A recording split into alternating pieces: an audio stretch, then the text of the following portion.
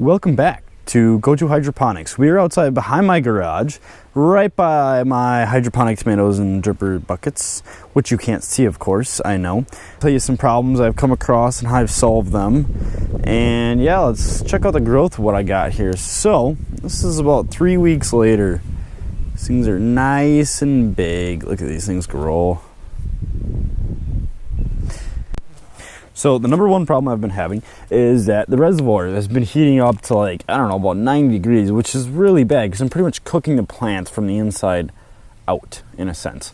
So, I mean, I had about 15 gallons in here, and it was still cooking the plants like you wouldn't believe. And all the water was getting super hot. This is buried in the ground a little bit to help it keep it a little cooler.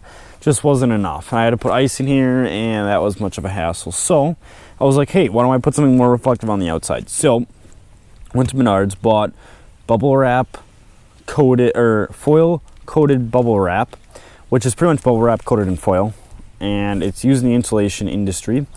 So what I did is wrapped a big chunk around here, bought it, and it comes in a big roll. You can cut it off, cuts really easy. So I wrapped it around here, put foil tape around it, so it goes all the way around. And then the lid, where the sun hits it as well, I cut 2 pieces out and cover this with foil tape, except the foil tape doesn't stick, so I might have to figure out something a little better for that. But this stuff is seems pretty weatherproof. It's gotten wet before.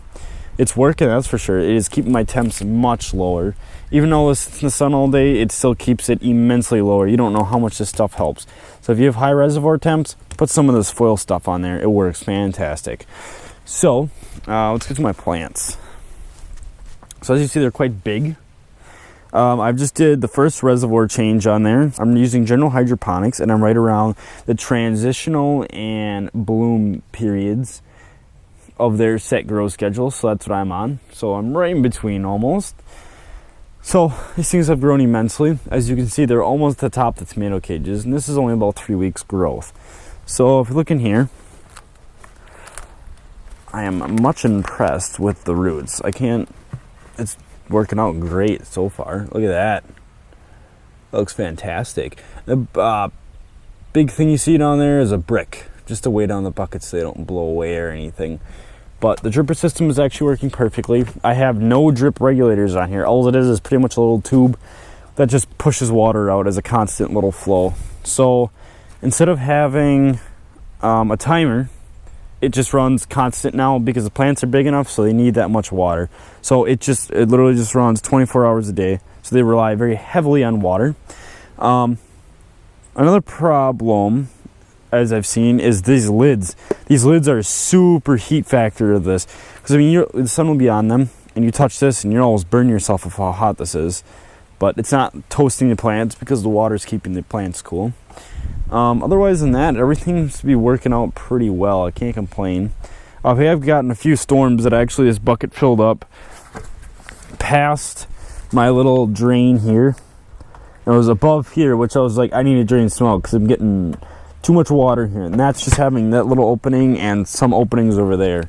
And I had a whole bunch. I probably gained 3-4 gallons of water in here. As you see, there's a milk jug in here, and this is because I put this in the freezer instead of like using ice. It's much more effective, so you can take that out. And then the other thing, how I keep track of my reservoir, is when I first decided to install it, I got a 5-gallon bucket, made sure it was 5 gallons, measured out with gallon milk jug, and then I dumped 5 gallons in here, marked a little line over here, and put another 5, another 5, and another 5. I have it up to 20 gallons in here. So that's how I check my levels and try to keep them the same. We've went down about 5 gallons, and I have realized there is a leak as well, which I'm not happy about at all. It's actually been leaking out of this elbow because I didn't glue it. Smart me, right? See, look at that. See a little water right there?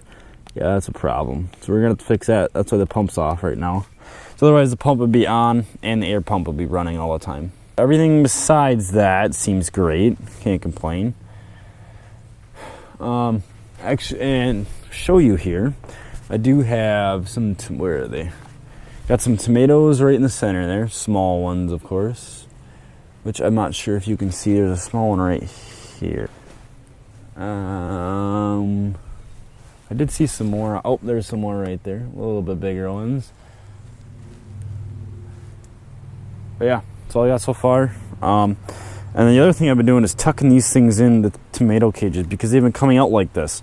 What's the point of having it come out? They don't do anything anymore. So I'm going to slowly bend that back so I can get them in there, so it'll actually hold up the plant and protect it like it should. The other thing I wanted to mention is that my little waterproof box here has actually been working out. It's actually been keeping my stuff waterproof, surprisingly. All it is again in that Tupperware dish that has a lid that goes over that, and this sits right in the ground, and it's been keeping everything waterproof and watertight. Nothing overheats or anything, and it's working out solid. If anything, next year I would like to try different nutrient blends, see if that would help me, see if it'd be simpler or easier, I don't know.